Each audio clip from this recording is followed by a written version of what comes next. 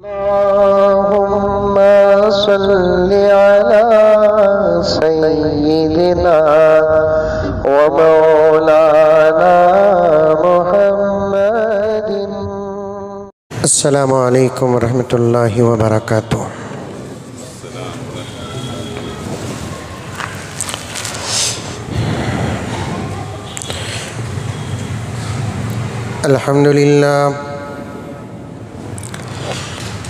अल्हम्दुलिल्लाहि रब्बिल आलमीन वस्सलातु वस्सलामु अला सय्यिदिल अंबियाइ वल मुरसलीन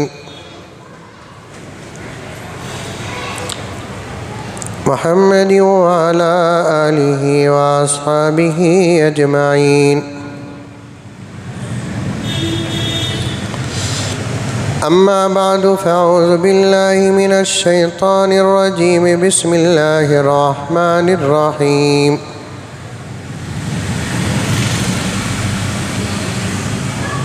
या अय्युहल्लज़ीना आमनु उदख़ुलू फ़िस्सिल्मि काफ़्फ़ा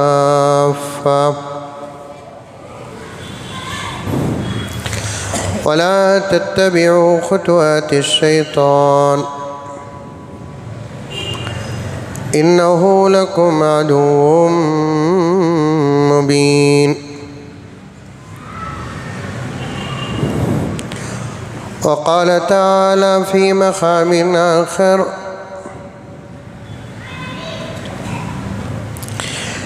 अल-यौम अकमलतु लकुम दीनकुम व अतममतु अलैकुम निअमती व रज़ीतु लकुमुल इस्लाम दीना।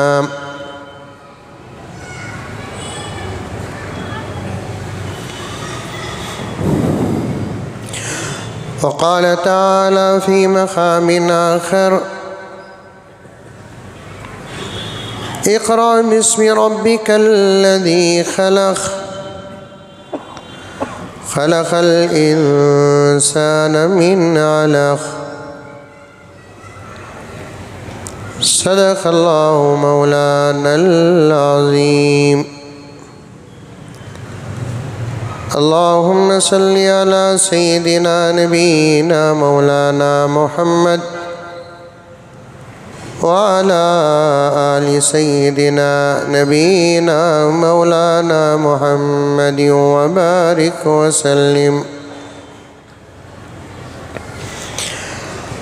अल्लाहुम्मा सल्लि अला मुहम्मदिन बिअददि औराक़िल अशजार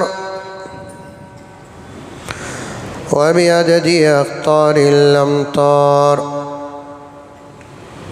व बिअददि दवाबिल बरारि वल बिहार व अला आलिहि व सहबिहि व बारिक व सल्लिम। अल्लाहुम्मा सल्लि अला मुहम्मदिन कमा हुवा अहलुहु व मुस्तहिक़्क़ुहु।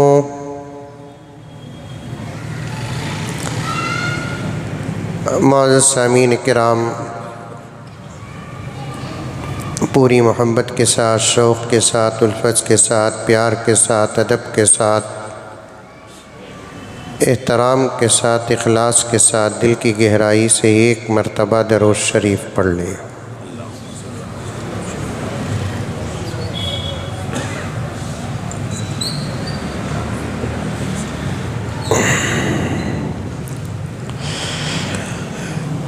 जैसा कि आप हज़रात जानते हैं, हमारा जो उन्वान है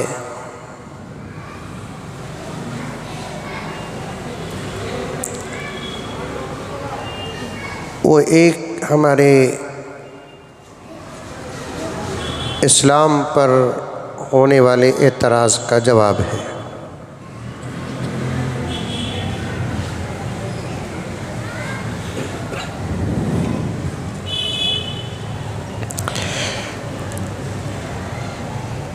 इसलिए कि इस्लाम अपने अंदर ऐसी ख़ुसूसियात रखता है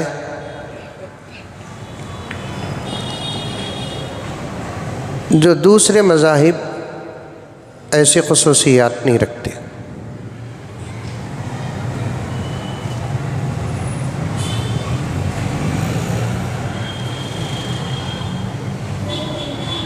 इसीलिए ज़रूरी है आदमी दीन को समझे। दीन को समझने के लिए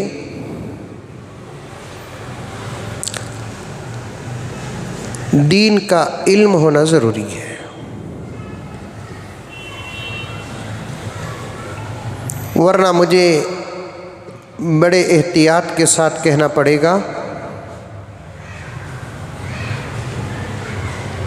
अगर कोई मुसलमान दीन को समझने के इल्म से वाकिफ़ नहीं और दीन को समझने का इल्म नहीं रखता, अल्लाह हिफाजत फरमाए कि उसका दीन हमेशा ख़तरे में रहता है।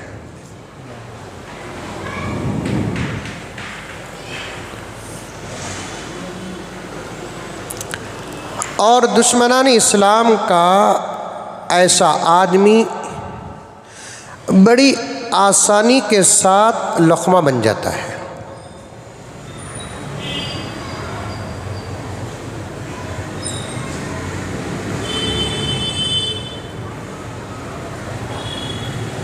एक मर्तबा में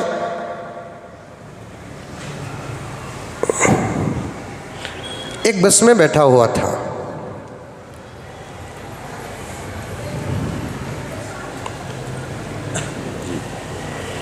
आजकल तो बसों में टीवी वीडियो वगैरह आम है। लोगों को इस बात की फ़िक्र भी होती है कि मौलाना बसों में सफ़र करते हैं कि टीवी देखते हुए जाते हैं कि आंख बंद करते हुए जाते हैं, इसके बारे में भी सवाल होता है।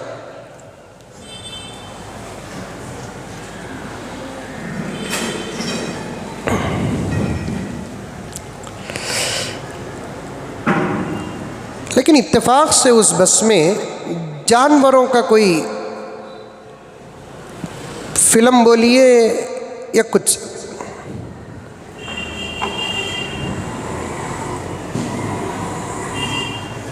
एक अच्छी चीज़ थी, गलत रास्ते से थी,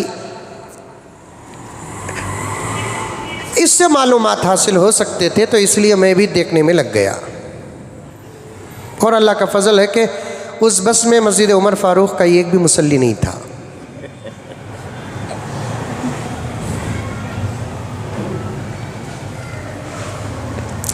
वरना उन्हें क्या करता, वो फिल्म या वो प्रोग्राम हो या मंजर छोड़कर मुझे देखने लग जाता।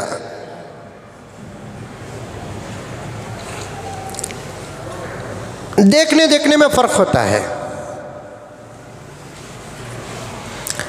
कभी कभार एक आदमी देखने वाला देखता है तो उसे एक नतीजा निकलता है, कभी कभार उसी चीज़ को दूसरा आदमी देखता है तो दूसरा नतीजा निकलता है।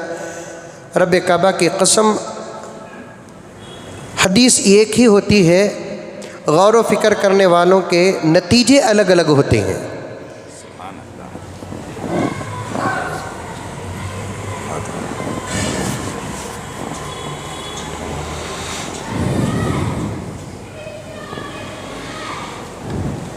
हज़रात फ़ुक़हा किराम के मसाइल में इस किस्म की बातें बेशुमार मिलेंगी आपको कि कुरान की आयत एक होगी, देखने वाले अइम्मा जितने होंगे उनको अलग अलग नतीजे निकलेंगे।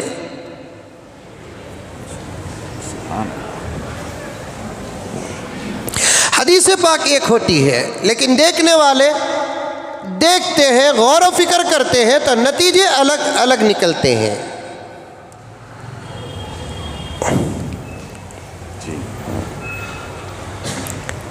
बिस्मिल्लाहिर्रहमानिर्रहीम। या अय्युहल्लज़ीना आमनू इज़ा कुमतुम इलस्सलाति फ़ग़सिलू वुजूहकुम व अयदियकुम इलल मराफ़िक़ि वम्सहू बिरुऊसिकुम व अर्जुलकुम इलल कअबैन। कुरान पाक की एक आयत है ये, इस आयत से वज़ू साबित होता है और वज़ू के मसले भी साबित होते हैं इससे। समझ में आ रही है बात? अरे आ रही है, नहीं आ रही है? वो कोई साहब सो रहे हैं, देखिए उनको उठाइए, उनको उठाइए। अस्सलातु खैरुम मिनन नौम बोलिए उनको।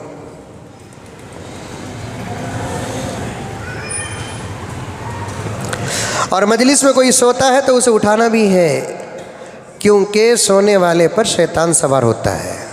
बुजुर्गान सोने वाले को मजलिस में, दीनी मजलिस में सोने नहीं देते थे, उसे उठाते थे।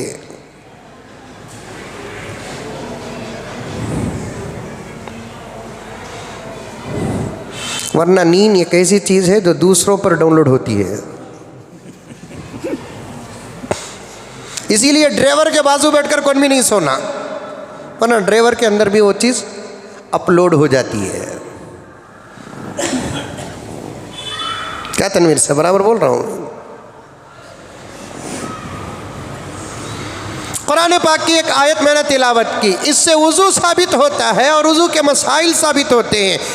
इसी आयत को इमाम अबू हनीफा ने देखा तो नतीजा एक निकला, इसी आयत को इमाम शाफी ने देखा तो नतीजा एक निकला, इसी आयत को इमाम मालिक ने देखा तो नतीजा एक निकला, इमाम अहमद बिन हम्बल ने देखा तो नतीजा एक निकला, हज़रत सुफियान सौरी ने देखा तो नतीजा एक निकला। जिसके इल्म की जितनी कैपेसिटी थी उसने गौर किया तो नतीजे अलग अलग निकले।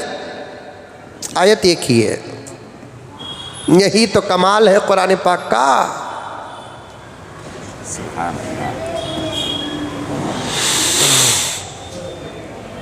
गुज़िश्ता जुमा या उससे पहले वाली जुमा एक नुक्ता बयान किया था। हदीस ये आयत एक अलग होती है, उससे मसला एक अलग होता है। ये भी इंतहाई गौर व फिक्र का नतीजा होता है। समझ में आ रही है? अरे आ रही है? आ रही है कि नहीं आ रही है बा? इसीलिए ये आजिज़ कहता है इस्लाम को समझना सबके बस की बात नहीं। और अल्लाह फरमाता है बाहर खड़े रहकर इस्लाम को समझने की कोशिश करोगे मर जाओगे, इस्लाम समझ में नहीं आएगा। पहले दाखिल हो जाओ, उसके बाद तुमको समझाने की जिम्मेदारी हमारी होगी।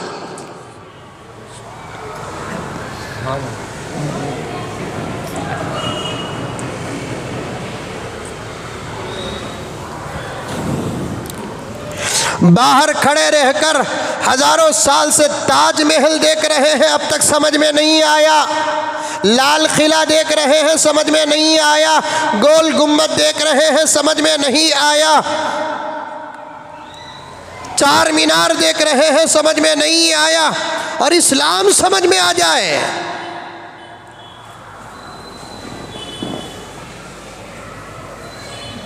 उदखुलू फिस्सिल्मी काफ़ा। इस्लाम समझना है, कुरान समझना है, मोहम्मद समझना है, अल्लाह समझना है तो पहले दाखिल हो जाओ। जैसे मरे बगैर जन्नत नज़र नहीं आती, दाखिल हुए बगैर इस्लाम समझ में नहीं आता।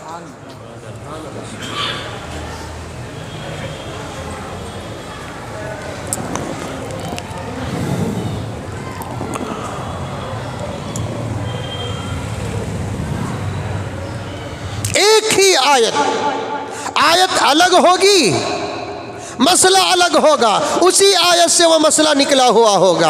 हदीस एक होगी, मसला अलग होगा, कसम अल्लाह की वो मसला उसी हदीस से निकला हुआ होगा। और एक पहलू मसले के इज्तिहाद का, मसले के इस्तेदलाल का, मसले के इस्तिंबात का, एक पहलू क्या है? आयत एक होगी, देखने वालों का इल्म जैसा होगा वैसे नतीजे निकलेंगे। एक कमाल है शरीयत मुस्तफ़वी का, एजाज है, एजाज।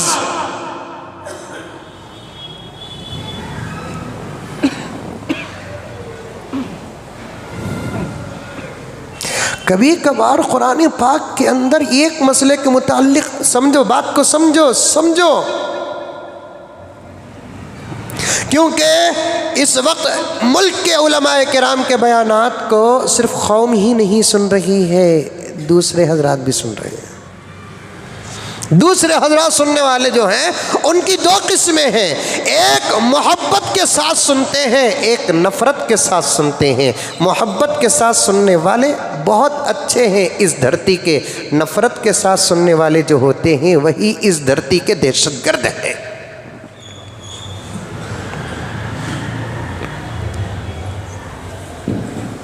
मैं इससे पहले कहा कि नहीं कहा, आज इसके बयानात पर कुछ लोग खुश होकर हमारे गैर मुस्लिम भाई, हमारे भाई, वो भी हमारे भाई हैं,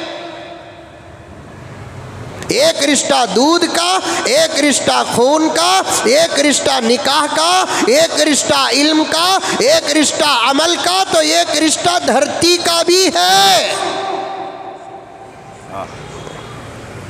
और उस रिश्ते का जितना लिहाज इस धरती में मुसलमान करता है, शायद के कोई और कौम वाला करता है।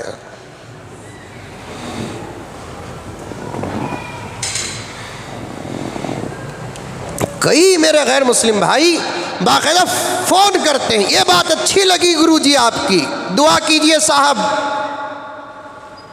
अरे आप गुरु हैं, हम आपको क्या दुआ करें।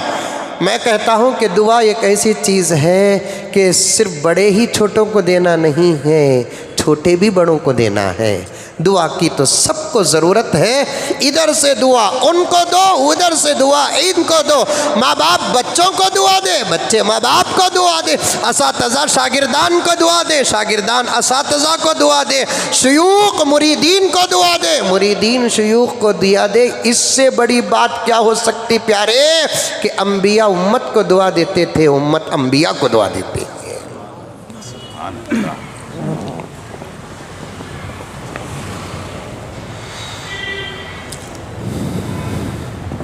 और कुछ लोग होते हैं कि गुरुजी आपने ऐसा कहा, ऐसा कहा। मैंने नहीं कहा साहब, जो है वो बोला।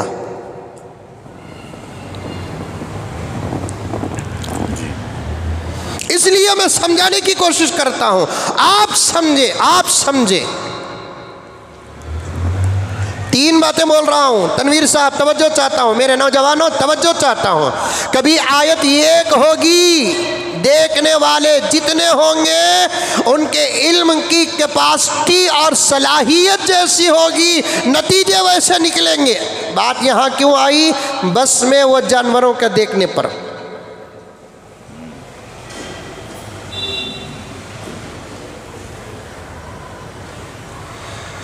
कभी आयत और हदीस अलग होगी, उसी आयत और हदीस से नतीजा अलग निकलेगा।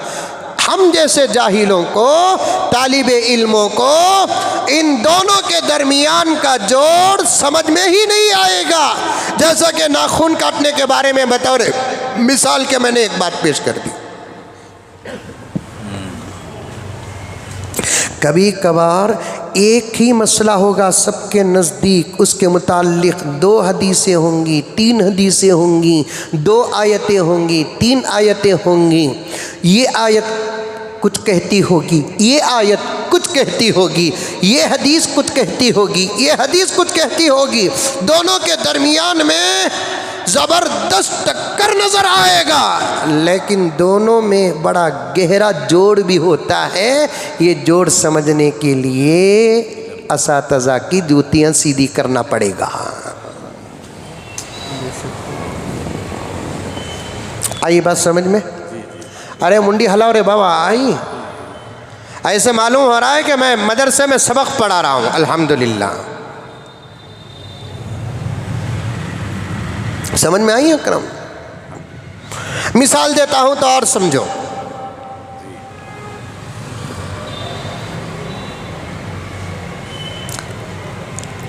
बच्चे पैदा होते ही हैदराबाद की बिरयानी खाते कि बेंगलुरु की बिरयानी खाते? बोलो बक्याती भी पूछे तो नहीं खाते। अच्छा खुशका खाते कि? नहीं, खुशका भी नहीं खाते, बिरयानी भी नहीं खाते, पाया रोटी खाते हैं? नहीं खाते। तो फिर हैदराबाद की हलीम पूछते क्या? बच्चे पैदा होते ही दूध पीते हैं। वहाँ अल्लाह। किसी मौलाना को एक साहब सवाल किए हैं कि हज़रत कुछ चीज़ें अल्लाह ताला पैदा होने के बाद देते हैं, पैदा होते वक्त ही दे डाले तो अच्छा नहीं क्या? हज़रत पूछे क्या भाई क्या चीज़ है? वो दाता भी दे डालना था ना पैदा होते ही। हज़रत ने फरमाया कि मियाँ पैदा होते ही बच्चों को दांत ना देना माँ के सीने की हिफाजत है।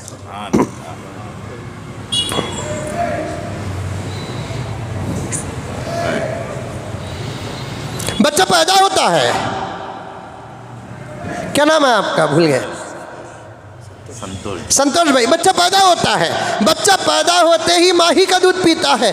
माही का दूध पीना पड़ेगा। अगर माँ के पास दूध है और वो अपने बच्चे को दूध नहीं पिलाती तो उस माँ की ममता झूठी है, झूठी।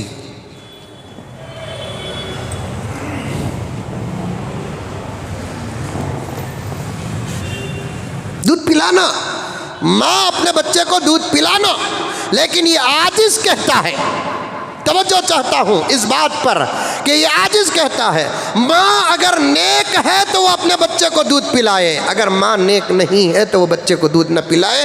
डॉक्टर कहता है माँ बीमार नहीं सेहतमंद है तो बच्चे को दूध पिलाए, अगर बीमार है तो दूध ना पिलाए।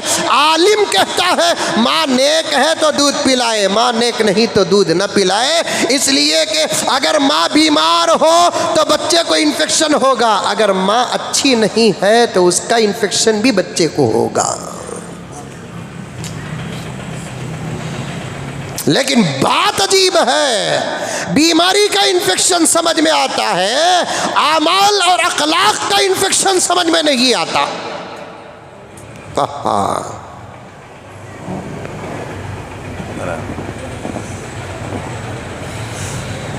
मेरे हाल माँ दूध पिलाए, बच्चे को दूध पिलाए।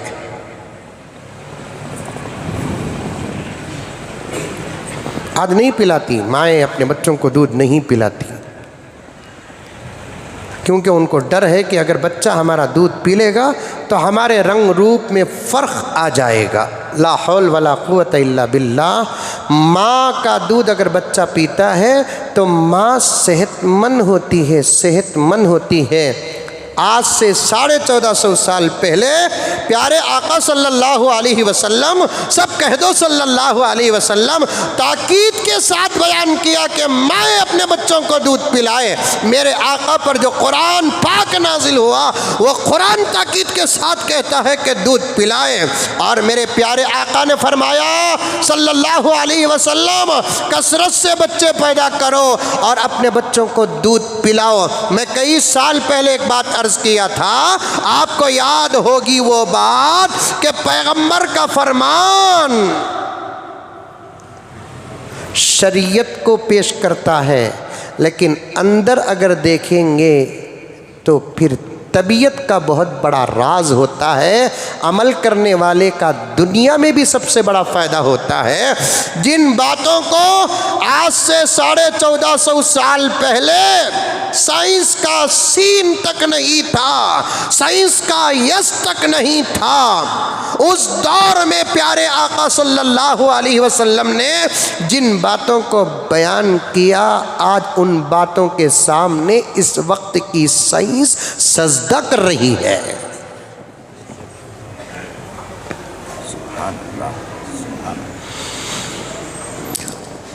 लोग पूछते हजरत वो जमाने में साइंस नहीं थी क्या? अरे घुग्गू, साइंस नहीं थी, नबूवत थी। करोड़ों अरबों खरबों हरबों साइंस के शोबे मिलकर नबूवत के एक हिस्से का मुकाबला नहीं कर सकते।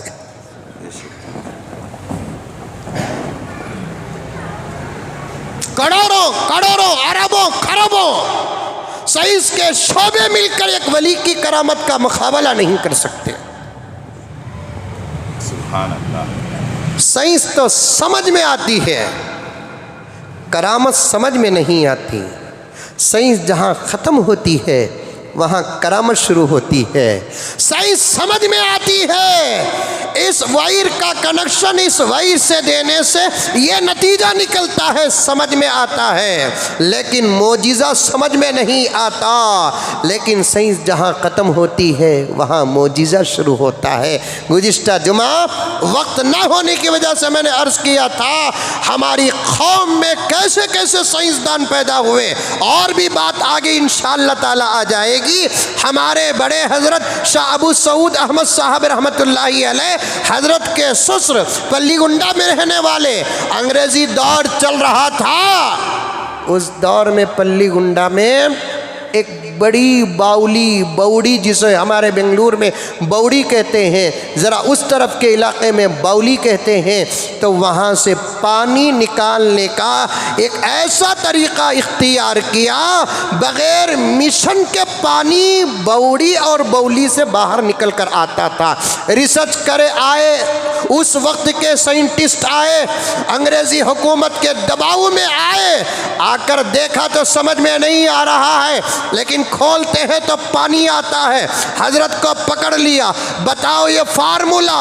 हजरत समझे ये लोग मक्कार हैं, फार्मूले हमारे से हासिल करते हैं, लेबल अपना लगाते हैं।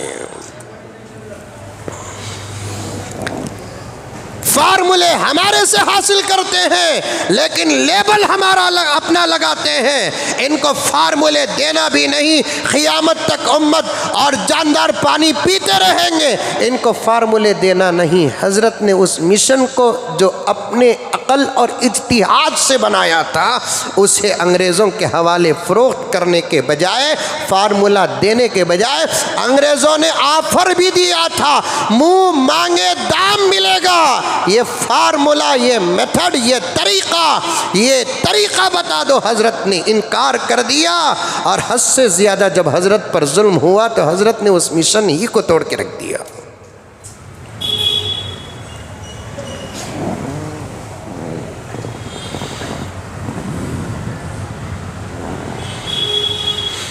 अल्लाहु अकबर कबीरा। आगे आएगी तो बात इंशाअल्लाह, और भी बातें अर्ज़ करूँगा, अल्लाह ताला ज़हन में महफूज फरमाए। अर्ज़ कर रहा था माएँ अपने बच्चे को दूध पिलाएं और कसरत से बच्चे जने क्या करें, कसरत से बच्चे जने।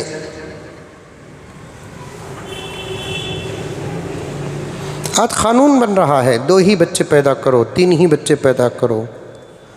3 तो नहीं सुनिया मैं, चुपके मुंह से निकल गा सो। 1 ही बच्चा पैदा करो, अभी करो न को, बाद में करो।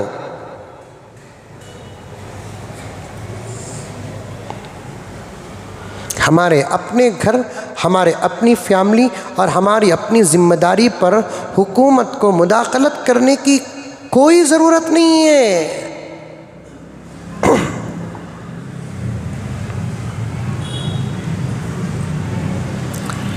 और मैं पूरे हिंदुस्तानियों से कहना चाहता हूँ, तुम 1 बच्चा पैदा करो, उस एक को भी ज़ाहिरी तौर पर तुम ही को पालना है। तुम 10 बच्चे पैदा करो, 10 बच्चों को भी ज़ाहिरी तौर पर तुम ही को पालना है।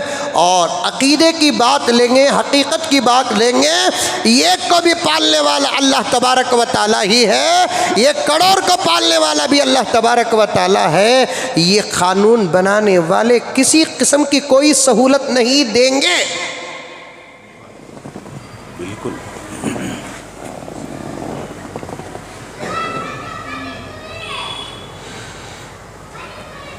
किसी किस्म की कोई सहूलत नहीं देंगे। लूटने बैठे हैं ये लोग।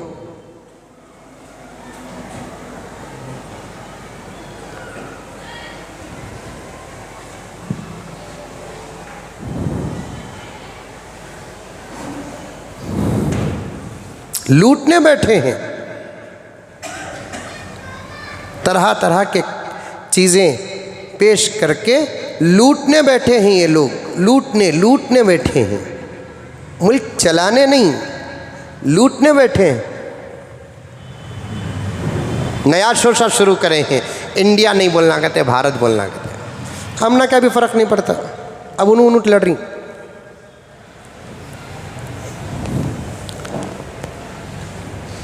क्या एक बच्चे को 4 नमा नहीं रहते?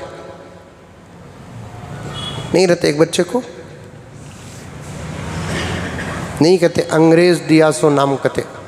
फिर तमाम उन चीज़ों को बाइकाट कर दो जो अंग्रेज ने दिया, उन तमाम चीज़ों को बाइकाट कर दो जो अंग्रेजी ममालिक से हिंदुस्तान आती हैं। फिर हिंदुस्तान से अंग्रेजी जुबान ही का खात्मा कर दो, फिर कौन सी जुबान मुल्क में चलेगी? हिंदी जुबान चलेगी, कन्नड़ जुबान चलेगी, उर्दू जुबान चलेगी, तमिल जुबान चलेगी, तेलुगु चलेगी, मलयालम चलेगी, जो हमारे मुल्क की भाषाएं वही चलेगी। फिर कॉलेजों में, यूनिवर्सिटियों में, स्कूलों में सर्टिफिकेट्स जिस लैंग्वेज के तहत में दी जाती है उन तमाम लैंग्वेजों को बदल दो।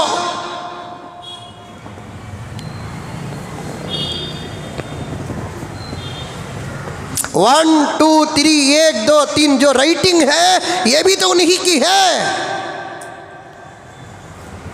और उसके बारे में मैं कहूं तो आपको ताज्जुब होगा, ये 1 2 3 असल में ये अरबी जुबान है, अरबी, अरबी, असल अरबी।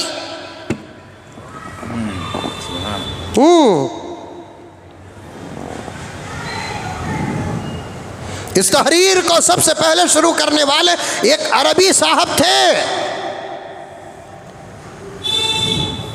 ये काम करना था कब? जब मुल्क आजाद हुआ तभी कर देना था। बिल्कुल। इतनी बुरी बात भी नहीं कि मैं इसके मुखालफत में काम करूं, मुखालफत में बात करूं।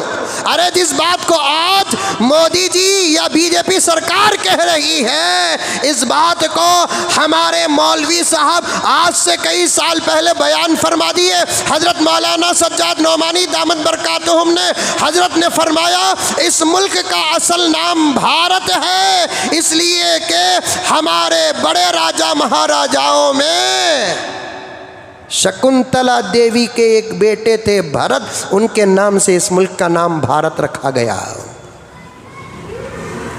हिंदुस्तान भी नहीं इस मुल्क का नाम, बाद में रखा गया हिंदुस्तान। इंडिया भी नहीं इस मुल्क का नाम, बाद में रखा गया इंडिया।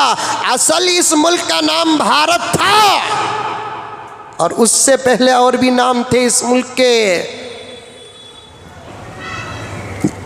भारत नाम से भी पहले इस मुल्क का नाम जम्बूदेव थे।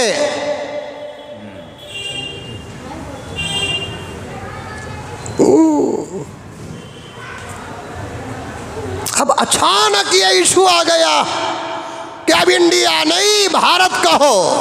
हम जानते हैं राज, हम बार बार कहते हैं सरकार को कि तुम्हारे साजिशों को समझने वाली अगर इस मुल्क में कोई जमात है वो मोहम्मद की गुलाम और वारिसीन है। हजरत उलमाए किराम, तुम इतना बड़ा इशू 2 वजह से उठाया है। एक, 1 नेशन 1 इलेक्शन, इस टेंशन को फेरने के लिए इस इशू को उठाया है, और दूसरा फिर से मुल्क को लूटा जाएगा, फिर से मुल्क को लूटा जाएगा।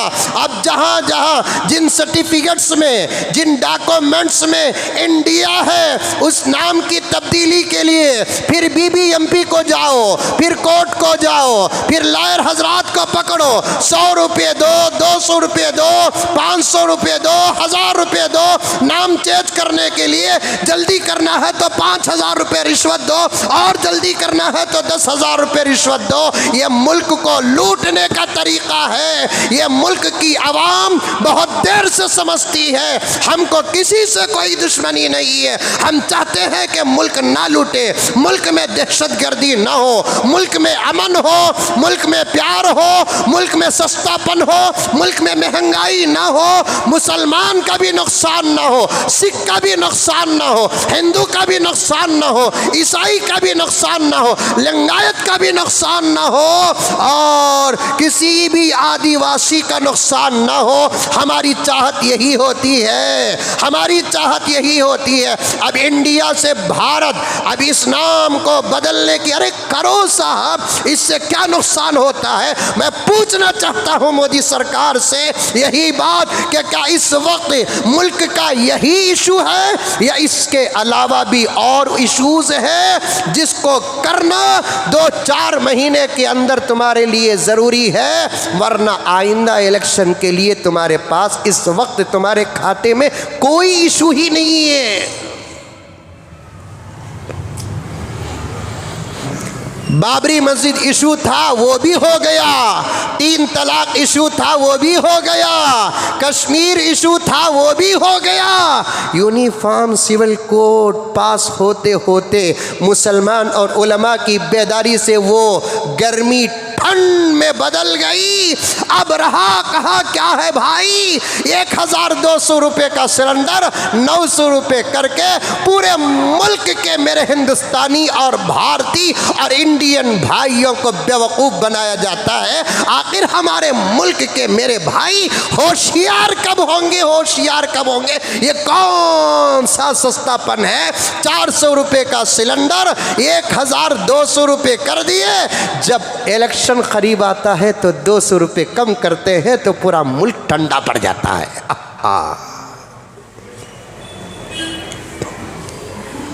200, अरे 400, 500, 600, 700, 800, 900, 1000, 1100, 750 रुपये बढ़ाकर 200 रुपये कम करते हैं तो कुछ बेवकूफ़ नारा लगाते हैं, अब की बार मोदी सरकार। वाह वाह,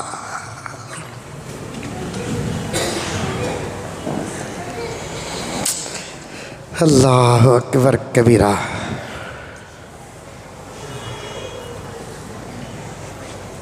बात समझ में आ रही है? 110 रुपये पेट्रोल कर देते हैं, एहतिजाज होता है, रास्ते रोके जाते हैं, लारी वाले हड़ताल करते हैं, ऑटो वाले हड़ताल करते हैं, बस वाले हड़ताल करते हैं। अब जगह बजगह मीडिया चले जाती है, फला और फला होता है। जो 40-50 रुपये या 60 रुपये पेट्रोल होता है 110 रुपये को चला जाता है। अब पूरा मुल्क गर्मा गर्मी में शिकार हो जाता है। बाद में जाकर 10 रुपये कम करते हैं तो पूरा हड़ताल ख़त्म हो जाता है। वाह वाह वाह वाह, गधा भी खुश होता होगा। ऐसा इंसान तो नहीं बना, गधा तो बना।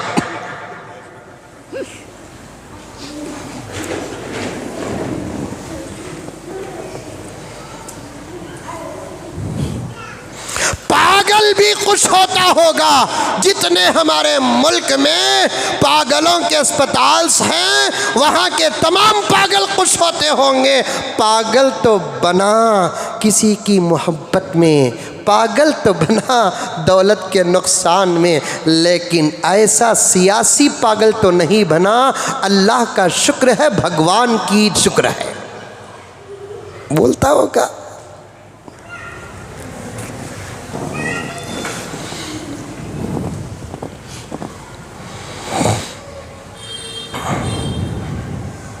इसीलिए 1450 साल पहले प्यारे आका ने उम्मत को एक दुआ सिखाई है कि तुम्हारे ज़माने में इलेक्शन भी आएगा, सिलेक्शन भी आएगा। लायक भी तुम्हारे सरों पर राज करेंगे, ना लायक भी तुम्हारे सरों पर राज करेंगे। राज उनका करना कमाल नहीं है, वहाँ तुम्हारा बिठाना तुम्हारा इम्तिहान है। अल्फाज अल्लाह ताला अच्छे दे रहे हैं, सोच और समझ के दे रहे हैं, इबरत और नसीहत के दे रहे हैं। तवज्जो के साथ अल्फाज को सुनो। उनका राज करना कमाल नहीं है, वहाँ उनको बिठाना तुम्हारा इम्तिहान है। इसलिए तुम बार बार ये दुआ करो, अल्लाहुम्मा ला तुसल्लित अलैना मल्ला यरहमुना। ऐ मुसलमानों, ऐ अल्लाह को मानने वालों, तुम अल्लाह के पास दुआ करो। इसलिए कि कुर्सियों में आदमी खुद बैठता नहीं, अल्लाह ताला बिठाता है। इसलिए तुम दुआ करो कि ऐ अल्लाह हमारे सरों पर उसको हाकिम न बना जिसके दिल में रहम न हो, चाहे वो काउंसलर हो, चाहे वो एमएलए हो, चाहे वो एमपी हो, चाहे वो चेयरमैन हो, चाहे कुछ भी हो, सीएम हो, पीएम हो, कुछ भी हो, ये दुआ में सब शामिल हो जाते हैं। अल्लाहुम्मा ला तुसल्लित अलैना मन ला यरहमुना, ऐ अल्लाह हमारे सरों पर, हमारे मुल्क पर उसको हाकिम न बना, हमारे इलाके में उसे हाकिम न बना जिसके सीने में रहम न हो, उसे हाकिम न बना जिसका सीना 56 इंच तो बड़ा हो और अंदर 1 इंच का दिल न हो। हमारे हज़रत फरमाते हैं शाह जमालुर रहमान साहब दामत बरकातुहुम, सीने बड़े होने से बात नहीं बनती, दिल बड़ा होने से बात बनती है। कौन भी ज़्यादा सकावत करे तो लोग क्या बोलते, उसका सीना बड़ा बोलते कि दिल बड़ा बोलते? अरे बोलो ज़रा, तुम्हारी भी आवाज़ रिकॉर्ड होने दो, मैं गया तो तुम्हें भी मेरे साथ आना। कौन तिबी हद से ज़्यादा खिलाया, हद से ज़्यादा दिया, सकी है, हातिम ताई नाम का आदमी है, देने पर देता है, देने पर देता है, तो फिर ज़माना उसके बारे में क्या कहता है? इसका सीना बड़ा भाई बोलता कि दिल बड़ा, दिल बड़ा। और मोदी जी तो उसी वक्त कह दिए कि मेरे दिल पर कभी नज़र मत करो कि मैं दिल का बड़ा नहीं, सीने का बड़ा हूँ।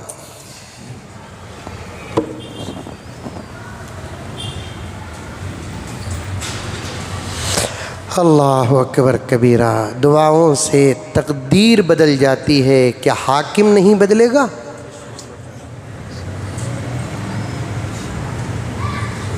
दुआ से किस्मत बदल जाती है, हाकिम नहीं बदलेगा।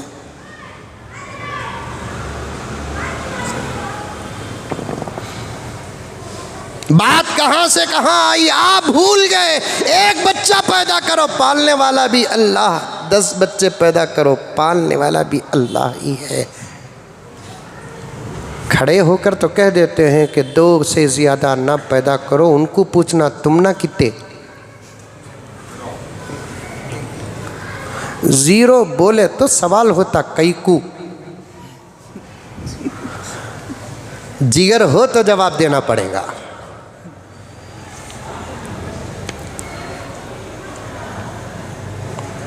मैं तो बारहा कहता हूं कि मुल्क का पावर सिर्फ टेक्नोलॉजी नहीं, मुल्क का पावर सिर्फ पैसा नहीं, मुल्क का पावर मुल्कवासी भी हैं। मेरे नज़दीक मुल्क के अफराद जितने होंगे उतना ज़्यादा मुल्क का पावर होगा। 2 बच्चे 3 बच्चे, अमल तो कौन भी नहीं कर रहा है। कर्नाटक के आधार कार्ड में 2, आंध्रा के आधार कार्ड में 2, चल रहा ना। एक ही शादी करो बोलते हैं, इसके बारे में मुफस्सल बयान करना चाहता हूं मैं, लेकिन वक्त मौका साथ नहीं दे रहा है। एक ही शादी करना बोलते हैं, फिर रॉन्ग कनेक्शन को कट करने का कोई प्लान है, कोई कानून है? मैं पूछना चाहता हूं, गलत तरीके से अच्छा तरीका अच्छा है कि नहीं है? नाजायज़ ताल्लुकात रखने से जायज़ ताल्लुकात अच्छे हैं कि नहीं है, ये इस्लाम का सवाल नहीं है, इंसानियत का सवाल है। पाप करने से अच्छा करना अच्छा है कि नहीं है? किसी को पूरी ज़िंदगी लटका कर अटका कर रखने के बजाय उसे ज़िंदगी का हिस्सा बनाना अच्छा है कि नहीं अच्छा है? यही तो कुरान कहता है, यही तो प्यारे नबी कहते हैं।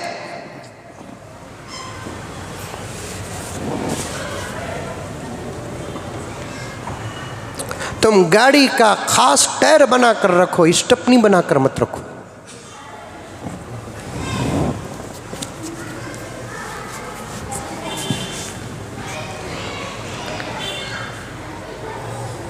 ऐसी कितनी बेवाएं हैं जो तुम्हारे शरई हक को माफ करके एक इज्जत की जिंदगी जीना चाहते हैं और आप दूसरी शादी को मजाक बना रहे हैं।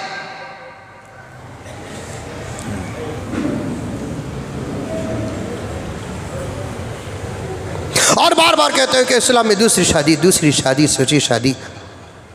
पढ़े नहीं घुगुआ कहते हैं इस्लाम में दूसरी शादी के लिए भी कवानीन है ना।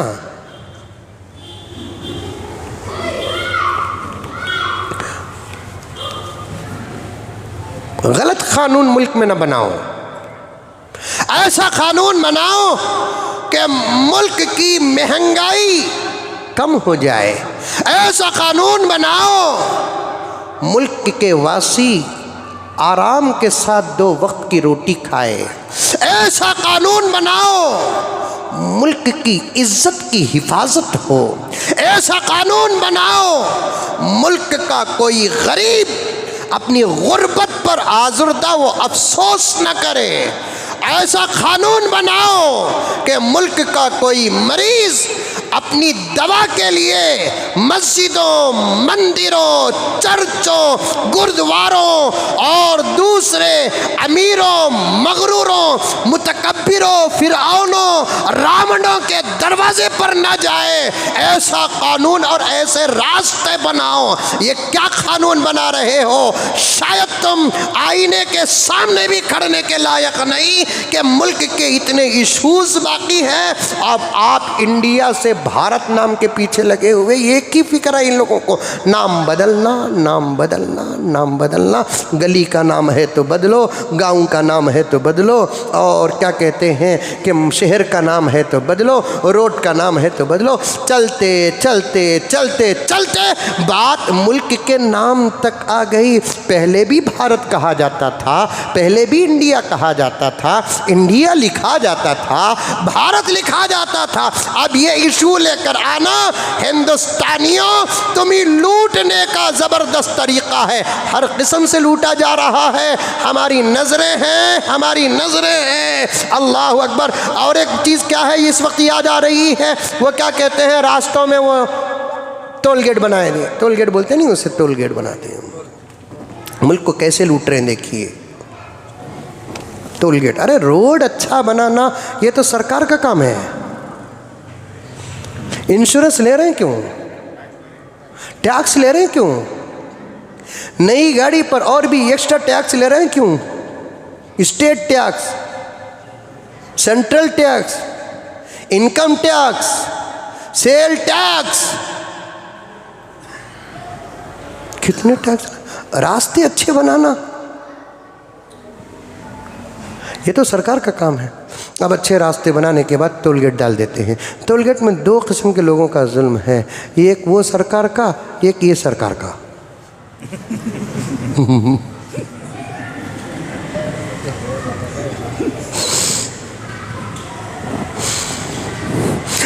और ऐसे सरकारी लोग जो होते हैं वो अकेले अकेले ही रहते हैं, ना इधर के रहते ना उधर के रहते हैं।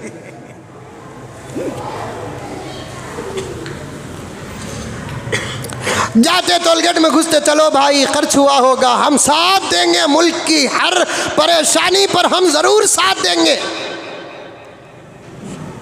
इंशाल्लाह ज़रूर।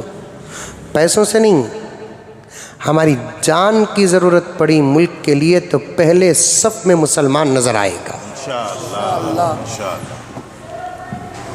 तुम्हारे हमारे दरमियान में ताल्लुकात 19-20 या 10-20 होंगे, ये तुम्हारी राजनीति और हमारे दरमियान की टक्कर है।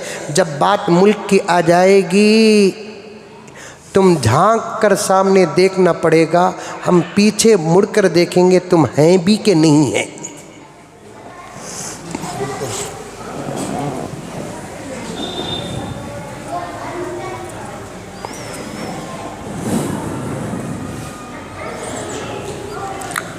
कहाँ नहीं खड़ा थे भी, कश्मीर के बॉर्डर में नहीं खड़ा थे भी, कम से कम चाइना बॉर्डर में नौजवानों की ज़रूरत है बोलकर तुम्हें खाली ऐलान करो अंकल, इंशाअल्लाह ताला कितने हमारे जवान खड़े हो जाएंगे, क्योंकि शहादत पर सबसे बड़ा ईमान मुसलमानों का ही है।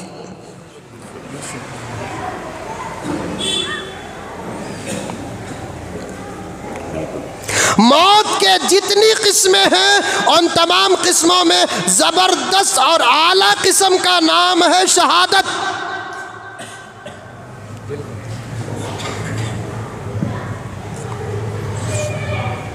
शहीद का खून क़ियामत तक नहीं सूखेगा, बोलो सुभान अल्लाह।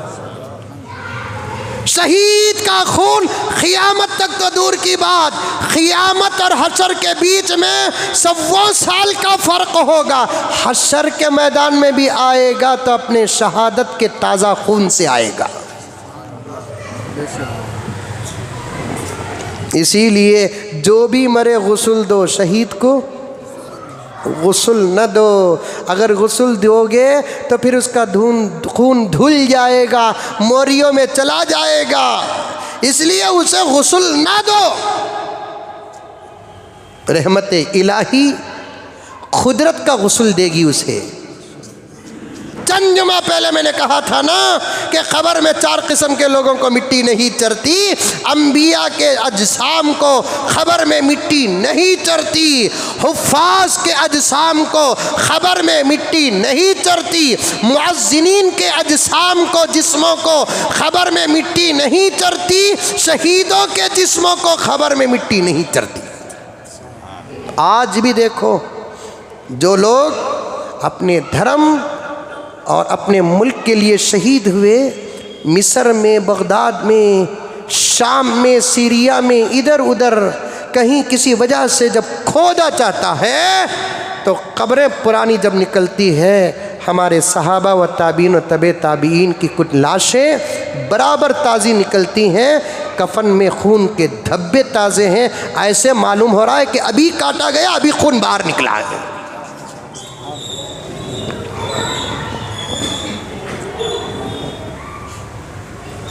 हदीस पाक में आता है कि शहीद होने से पहले शहीद को जन्नत की हूर जन्नत के प्याले में नहर तस्नीम पिलाती है।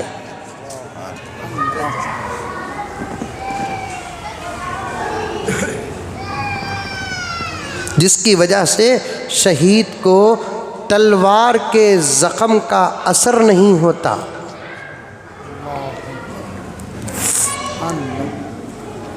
हमारे मुल्क में जब अंग्रेज़ों के ख़िलाफ़ जंग चल रही थी, एक बुज़ुर्ग जो जंग में हमेशा पहल रहते थे, कई जंगों में शरीक रहे, लेकिन उनको देखा गया कि जब भी वो मजलिस में बैठते बार बार कहते, दिख रहा है मैं क्या कर रहा हूँ, नकल क्या हरकत कर रहा हूँ, दिख रहा है आपको, होठ चाट रहा हूँ, जैसे हमें दस्तरखान में बैठकर करते।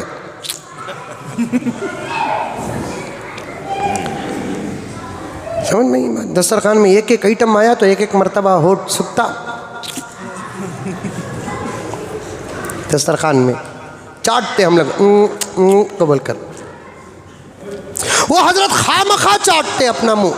किसी ने पूछा कि हजरत खामखा आप अपने होठ चाटते हैं, क्या बात है? और चाटने के बाद आपका चेहरे में ऐसी खुशी महसूस होती है कि आपने कोई ज़बरदस्त चीज़ खाई या पी, ऐसा महसूस होता है। कोई ज़बरदस्त चीज़ खाया है आपने, कोई ज़बरदस्त लजीज चीज़ पिया है आपने, ऐसा महसूस होता है चाटने के बाद। हजरत क्या बात है ये? हजरत ने फरमाया कि मियाँ फ़लाँ जंग में मैं शरीक था, जन्नत की हुरान प्यालों में तस्नीम बाँट रही थी, जो जो पीता था वो शहीद होता जाता था। एक प्याला मेरे पास भी आया, मेरे मुंह तक लग गया, अब चूस कर निगलना बाकी है, होठों में लज्जत तक महसूस हो रही थी। किसी ने कहा कि अभी इसका नंबर नहीं आया, वो प्याला हटा लिया गया है। अल्लाह अकबर। उस वक्त से लेकर अब तक मेरे होठों में उस तस्नीम की लज्जत बाकी है।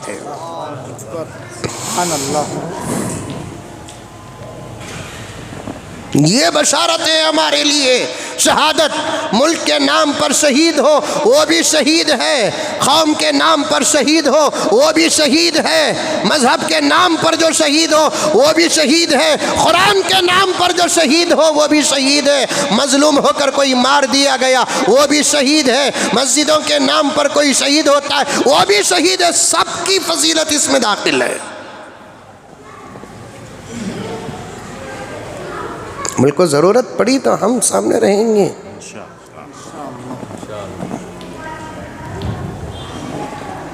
चलो भी हमारे किसी काम से मुल्क को फ़ायदा पहुंचता है तो हम इसका साथ ज़रूर देते हैं। वो कितने साल से टोल गेट पैसा वसूल हो रहा है, याद है कभी आपको? याद है 15 साल से तो हो रहा है, 15-20 साल से हो रहा है। हिम्मत रहे तो मोदी सरकार कहते 2024 में जब मैं आऊँगा तो पूरे टोल गेट ख़त्म। नहीं बोलेंगे, क्योंकि टैक्स का जो फ़ायदा होता है वो मुल्क को पहुँचता है, टोल गेट का जो फ़ायदा पहुँचता है वो इनको पहुँचता है।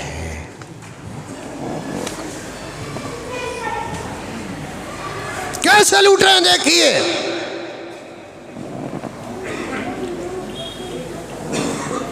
टोल गेट में पैसे देते थे, जाते थे। उसके बाद फिर कानून आ गया फास्ट ट्रैक। फास्ट ट्रैक में 150 रुपये पहले ऑलरेडी रखना। ये 150 रुपये कहाँ हैं आज तक कोई पूछा, लेकिन ये पीएम पूछ रहा है।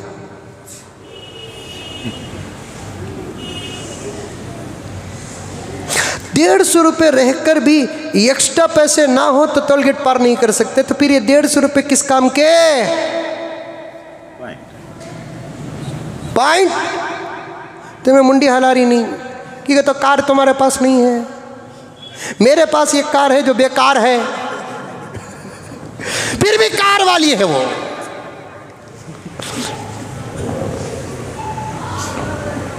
बेकार नहीं है अल्हम्दुलिल्लाह, इनोवा को ओवरटेक करती हमारी कार।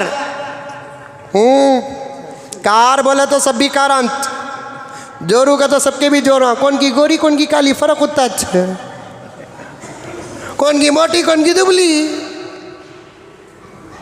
कौन की अमीर कौन की गरीब। बीवी तो सबके पास है, कार हमारे पास भी है। 1.5 करोड़ रुपए की कार, मद्रास 350 किलोमीटर, 50 किलोमीटर हो जाता क्या उसमें? हो 350 किलोमीटर। 50-60 हज़ार रुपए की कार, वही 350 किलोमीटर। जितना ज़्यादा कीमत की कार होगी उतना ज़्यादा मेंटेनेंस होगा। कम कीमत की कार, पैसा बचाओ पैसा बचाओ पैसा बचाओ पैसा बचाओ, बारिश का पानी बचाओ बारिश का पानी बचाओ, इसकी तो फिक्र होती है।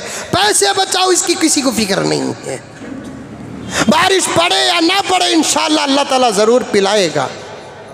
पैसे लूटने वाले आ गए हैं, ये पैसे बचा कर रखो पैसे बचा कर रखो। टोल गेट में 150 रुपये, लूटने के काम चल रहे हैं प्यारों, लूटने के काम चल रहे हैं।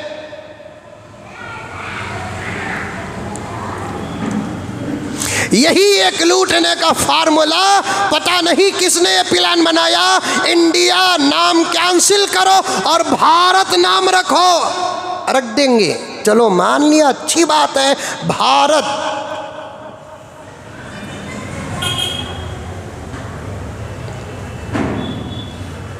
अच्छी बात है, भारत का रहने वाला भारतीय,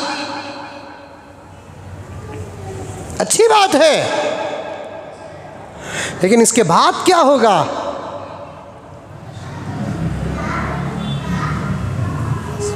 लाइसेंस में इंडियन आकर है, नाम बदलाओ, कहाँ जाना? आरटीओ ऑफिस को जाना, लंबी क्यों खड़े रहेगी।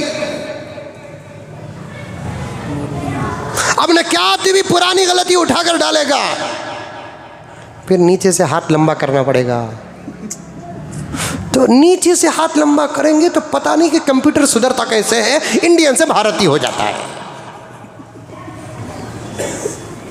फिर उसके बाद डेट दिया जाएगा, जनवरी 15 तारीख तक जिसके डॉक्यूमेंट्स में इंडियन है वो भारतीय बना ले, वरना उनका पूरा डॉक्यूमेंट कैंसिल हो जाएगा। फिर नए तरीके से डॉक्यूमेंट बनाओ, फिर लूटा जाएगा। कोई आप बना दो ना साहब, वो आप में आप अपना डॉक्यूमेंट दाखिल करो और इंडियन की जगह भारत रख दो, हो गया किस्सा खत्म। ऐसा काम नहीं करेंगे, लूटा जा रहा है। ऐसे कवानीन मुल्क में बन रहे हैं, ना किसी हिंदू भाई को फायदा है, ना किसी मुसलमान भाई को फायदा है, ना किसी सिख भाई को फायदा है, ना किसी दलित भाई को फायदा है, ना किसी लिंगायत भाई को फायदा है, किसी को कोई फायदा नहीं है। और मुल्क को उल्लू बनाने का काम किया जा रहा है, मुल्क को उल्लू बनाने का काम किया जा रहा है। 2 बच्चे बनाने का कानून हो या 1 बच्चा बनाने का कानून हो, प्यारे आका सल्लल्लाहु अलैहि वसल्लम जगत गुरु जो हमारे भी हैं, तुम्हारे भी हैं, कायनात के हैं, प्यारे आका सल्लल्लाहु अलैहि वसल्लम। हंसी आती, इतना जहन में मजमून है, पूरा हफ्ता मेहनत करके आता हूँ, फिर अखबार पढ़ता हूँ, दिल चाहता है कि एक तकरीबन 2-4 महीने में अखबार पढ़ना छोड़ दूँ ताकि जो मेरा मौजू है वो पूरा हो जाए। कौन की एक बाबा कहते हैं चांद को हिंदू राष्ट्र बना दो। बाबा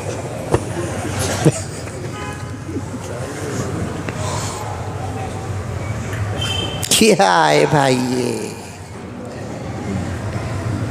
मशहूर होना इंसान की ये ख्वाहिश है। संदर्भ भाई तवज्जो चाहता हूँ, महबूब हमारे तमाम बड़े हजरात जो समझ सकते हैं इस पॉइंट को समझें कि मशहूर होना इंसान की ख्वाहिश है। जब आप गुरु बन जाएंगे, वली बन जाएंगे, इंतहा दर्जे पर अल्लाह के करीब हो जाएंगे, तब शोहरत से इतना डर लगेगा जितना सांप बिच्छू से भी डर नहीं लगेगा। शुरू में हर आदमी को ख्वाहिश होती है कि मैं किसी ना किसी काम से, किसी ना किसी जुमले से, किसी ना किसी अदा से मैं मशहूर हो जाऊं। व्हाट्सएपों में मेरा नाम हो, इंस्टाग्राम में मेरे तस्करे हो, फेसबुक में मेरे तस्करे हो, अखबारात की सुर्खियों में मैं आ जाऊं, एक इंसानी फितरत है। देखो करंट भी मेरी तायीद कर रहा है। औरत हम बोलते नहीं, पक्का झूठ बोलने को रहती। अजान शुरू होगी तो देखे अल्लाह भी मेरे साथ है।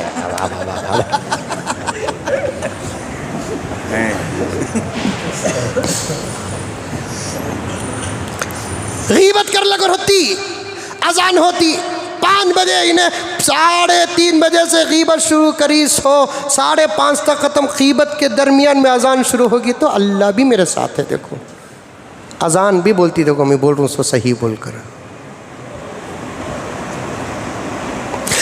हर इंसान की एक फितरत होती है मशहूर होना। अखबार में सुर्खियों में मैं आ जाऊं, मीडिया मेरे पास आ जाए, मेरी बात करे। अगर आप किसी फ़न में हैं तो उसकी भी ख्वाहिश होती है मैं एक अच्छा से अच्छा काम करूं। क्रिकेट खेल रहे हैं आप, या क्रिकेटर्स मेरे भाई हैं, और वो चाहते हैं कि मैं अच्छा से अच्छा खेलूं, चौके मारूं, छक्के मारूं। बॉलर है, ज़बरदस्त विकेट्स लूं, कल के अखबार में मेरा नाम हो, शोहरत हो। हर एक की ख्वाहिश होती है नहीं होती है। मैं कहता हूँ मशहूर हो, अच्छे काम करके मशहूर हो। मशहूर होना है अच्छी बातें करके मशहूर हो, मशहूर होना है अच्छी अदाओं से मशहूर हो। ये बेढंगे बातें, खाली चांद कश्मीर से निकलकर कन्याकुमारी में जाकर गुरूब होता है, हमारे मुल्क का अलग चांद होता, अमेरिका का अलग चांद होता, जापान का अलग चांद होता, चाइना का अलग चांद होता, तो फिर चांद माँ चंद्रमा ये नक्को भाई, चांद को भी हिंदू राष्ट्र नाम रखो, अलग बात है। ये चांद तुलू होता है ज़मीन के मगरिब से ज़मीन के मशरिक़ तक, ये जहाँ से आता और जाता है, पूरी दुनिया के ममालिक उसके उजाले के तहत में आ जाते हैं। और एक बाबा साहब कहते हैं कि इस चांद का नाम हिंदू राष्ट्र रख दिया जाए, तो मुझे कुछ फ़र्क नहीं पड़ता, मुझे उनकी बातों से फ़र्क नहीं पड़ता। मैं जुमे में वो बात बयान करके अपने जुमे का अहम मौका और वक्त बेकार करना नहीं चाहता, लेकिन मैं बताना चाहता हूँ कि ये दर्द बताना चाहता हूँ। जब ये बातें दूसरे ममालिक को पहुँचेंगी तो वो हमारे मुल्क की इस गुफ्तगू पर हंसेंगे। कहने वाले को शर्म आए कि ना आए, इस बेवकूफ़ी पर अगर अमेरिका हंसता है, इस बेवकूफ़ी पर जापान हंसता है, इस बेवकूफ़ी पर चाइना हंसता है, ऑस्ट्रेलिया, न्यूजीलैंड और जर्मन हंसता है, तो यकीनन मुझे तो शर्म आएगी। चांद तो सबका है, इसे हिंदू राष्ट्र बनाने की क्या ज़रूरत है?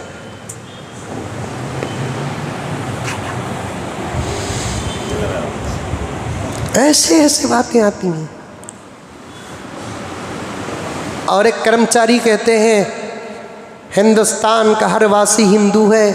इल्मी बात बता रहा हूँ मैं, इल्मी बात बता रहा हूँ, ग्रामर बता रहा हूँ। हिंदुस्तान का हर वासी हिंदू है इसलिए कि हिंदुस्तान में रहने वाला हिंदू है। बिल्कुल गलत।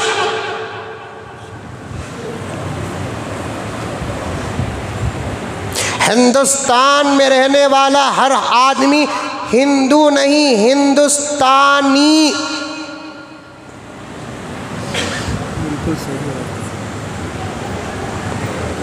हिंदुस्तान संस्कृत जुबान में स्थान जगह को कहते हैं, जगह को। स्थान को निकाल दिए और हिंदू बना दिए आप।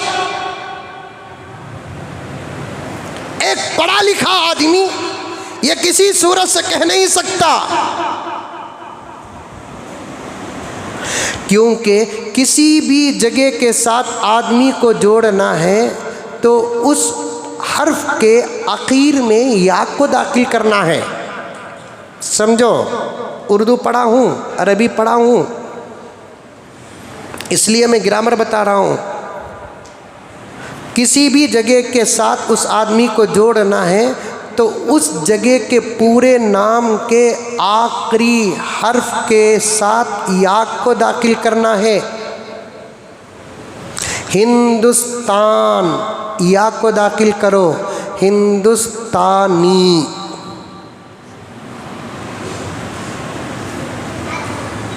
समझ में आई बात?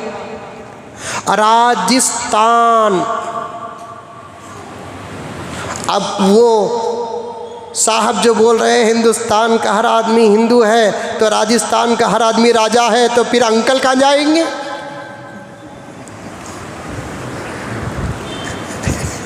समझ में आई बात? अरे समझ में आई क्या बोल रहा हूँ? आप समझे ना समझे, बात जब जाएगी तो समझ में आ जाएगी बात। बड़े बड़े लोग बड़े बड़े मंचों में जाहिलाना गुफ्तगू हरगिज़ न करें, हरगिज़ न करें, क्योंकि पूरी दुनिया मुट्ठी के अंदर है। अमेरिका का अगर प्रेसिडेंट खांसता है तो यहाँ सुनाई दे रहा है, यहाँ बकते हैं तो क्या वहाँ सुनाई नहीं देगा? किसी भी जगह के साथ आदमी को जोड़ना है तो आखिरी हर्फ के साथ या को दाखिल करना है। राजस्थान, या को दाखिल करो, राजस्थानी। कर्नाटक, या को दाखिल करो, कर्नाटकी। अगर आखिर का हर्फ वाव आ जाए, या आ जाए, माफ करना, आखिर का हर्फ या आ जाए, हमको हमारे असातिज़ा ने ये संस्कृत और हिंदी और उर्दू का ग्रामर बताया है कि आखिर का हर्फ या आ जाता है तो उस या को वाव से बदल कर या दाखिल करो। जैसे दिल्ली आखिर में पहले से किया है, अब और एक या लाकर कहाँ ठोसेंगे, इसलिए लिखा है ग्रामर में दिल्ली वाला अगर कोई है तो पहले क्या करो, उस या को वाव से बदलो, उसके बाद या दाखिल करो, देहलवी।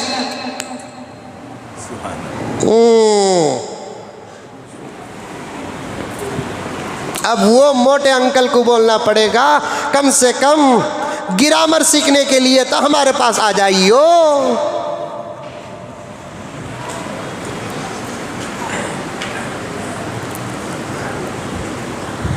हिंदुस्तान का हर आदमी हिंदू है? नहीं, हिंदुस्तान हमारा एक गुलशन है। ये नहीं कहा जा सकता हमारे बाग का, गुलिस्तान का हर फूल गुलाब है। नहीं, अमेरिका एक गुलिस्तान है, वहाँ का एक फूल एक होगा, लेकिन हमारा बाग और हमारा गुलिस्तान ऐसा है जहाँ एक किस्म के फूल नहीं, हमा किस्म के फूल रहते हैं।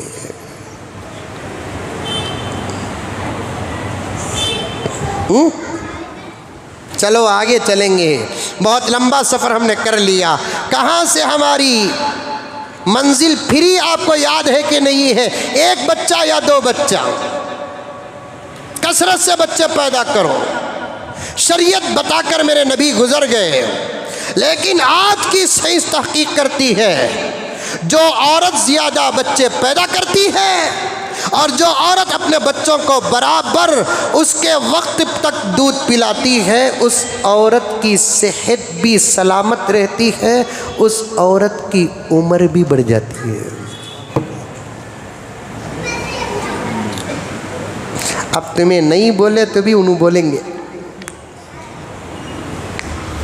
हमारे मक्के मुकर्रमा मस्जिद हराम में एक मौलाना रहते हैं जो उर्दू ज़ुबान में तकरीर करते हैं। आज की कोई बड़ा मुखलिस आया है जिसकी वजह से उन्वान उबल रहा है। मौलाना मक्की साहब दामत बरकातुहुम काफ़ी सालों से काबे के बिल्कुल सामने बैठकर खिदमत कर रहे हैं, काफ़ी सालों से। हज़रत को बयान के बाद मसले मसाइल भी पूछते हैं। हज़रत मसले मसाइल भी बयान करते, लतीफ़े भी बयान करते। इस बात से मुझे एक लतीफ़ा याद आ गया हज़रत का। एक जवान लड़की का एक ज़रा मीडियम उम्र के लड़के के साथ अरब में निकाह हुआ। अरब में तो निकाह कर लेते ना, लेकिन निकाह के बाद बीवी शौहर की करीबी जारी नहीं। कुछ इशारे देता हूँ, समझ जाओ। नहीं समझते कि बड़े भोले दिख रही। ये इशारे मैं बोलना नहीं, इसको खामोश रहते भी समझ जाएंगे। बीवी शौहर की करीबी जारी नहीं। बहुत मनाया शौहर, आओ जी आओ जी आओ जी, आने तैयार नहीं है। आखिर इन्हें बीवी को बुला ले, कोई एक मौलाना के पास चलेगा। मौलाना बोलते समझाने के लिए कि देखो बेटी, शौहर के करीब जाना बहुत ज़्यादा सवाब है, बड़ी फजीलत है। तुम्हें नहीं गए, शौहर नाराज़ हो गया तो अल्लाह का अज़ाब है। मज़ीद मौलाना ने बताया कि बेटे, अगर तुम शौहर के करीब जाओगे तुमको एक दुश्मन मारने का सवाब मिलेगा। क्या? एक दुश्मन मारने का सवाब मिलेगा। मौलाना की नसीहत उसके दिल में उतर गई। अब इन्हें बुलाता था, उन्हें आती नहीं थी, अब उन्हें बुलाना शुरू कर रही है, इन्हें थका। अब उन्हें वो भी क्या बोलकर बुला रही है, आओ जी दुश्मन मारेंगे, आओ जी दुश्मन मारेंगे। अब जो बच्चे कम पैदा करने वाले थे, अब वो सब कहेंगे कि हमारी अगर उम्र लंबी होना है तो बच्चे ज़्यादा पैदा करना है, करो बच्चे पैदा। WHO कहता है जिस औरत की औलाद ज़्यादा होती है अल्लाह उनकी उम्र में बरकत देते हैं। जो औरत अपने बच्चों को उनके वक्त तक दूध पिलाती है, अल्लाह तबारक व तआला उनको पूरी ज़िंदगी सलामत रखते हैं। ये वो बातें हैं जो सिर्फ किताब की नहीं, माहौल की भी बातें हैं। आज भी कई बूढ़ियां हैं, जवान नहीं।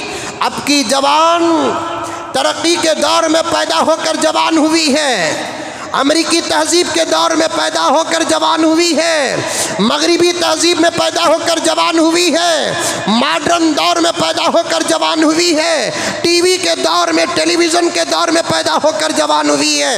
इस दौर में इस वक्त जितनी बूढ़ी मेरी माएँ हैं उनको गौर कर कर देखो, आज भी बगैर चश्मे के सुई में तागा पुराती है, आज भी बगैर लाठी के अल्हम्दुलिल्लाह चलती है, उनकी कमर बराबर असा की तरह सीधी है, उनकी आवाज़ में ज़बरदस्त पावर है। आज भी बूढ़े जिनके 10-10, 12-12 बच्चे हैं, उनका बुढ़ापे का मुकाबला आज का जवान नहीं कर सकता। वो आज भी पैदल रोज़ाना 10, 12, 15 किलोमीटर चलने के आदी हैं, छोड़ते नहीं। माहौल है और हद से ज़्यादा उम्र हो गई है। इनकी बड़ी उम्र का राज क्या है? अल्लाह का फजल है और अल्लाह ने तकदीर में उम्र लिखा है। उसके अलावा राजों में से एक राज क्या है? कसरत औलाद उम्र की बरकत का सबब है। बच्चों को दूध पिलाना सेहत की सलामती की ज़मानत है। ये बात आई कहाँ से प्यारो? 2-4 मिनट में अपना मुकद्दमा पेश करता चलो। कभी एक ही बात होती है लेकिन देखने वालों की सलाहियत जैसे होती है नतीजे वैसे निकलते हैं। कभी बात आयत अलग, कभी हदीस अलग और मसला अलग होता है। कभी ऐसा इत्तेफाक होता है कि एक मसला होता है, 2 किस्म की आयत आ जाती हैं, एक मसला होता है, 2 किस्म की अहादीस आ जाती है, दोनों के दरमियान में ज़बरदस्त टक्कर नज़र आता है। लेकिन इमाम का इल्म, उसका इज्तिहाद, मलिक मलक इज्तिहाद जैसे होता है, वो 2 आयतों को जोड़कर मसला निकालता है, 2 हदीसों को जोड़कर मसला निकालता है। मिसाल के तौर पर बच्चा जब पैदा होता है, दूध पिलाने का हुक्म कुरान का है। कुरान में 2 किस्म की आयत आ गई बच्चे को दूध पिलाने के लिए। बच्चे को दूध कब तक पिलाना?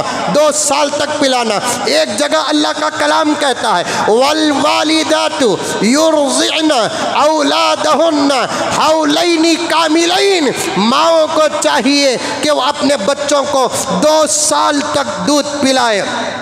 हौलैन 2 साल, कामिलैन मुकम्मल 2 साल दूध पिलाए।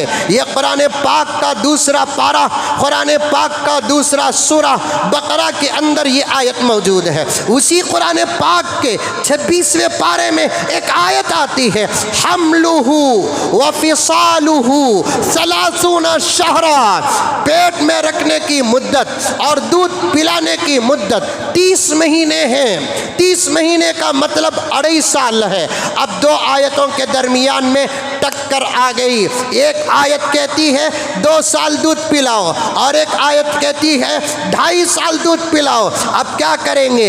इस पर अमल करेंगे, ये आयत का अमल छूट जाता है। इस पर अमल करेंगे, ये आयत का अमल छूट जाता है। यहाँ इमाम शाफी भी बेबस नज़र आ गए, यहाँ इमाम मालिक भी बेबस हो गए, यहाँ इमाम अहमद बिन हम्बल भी बेबस हो गए। ये शान थी हज़रत इमाम अबू हनीफा रहमतुल्लाहि अलैह का।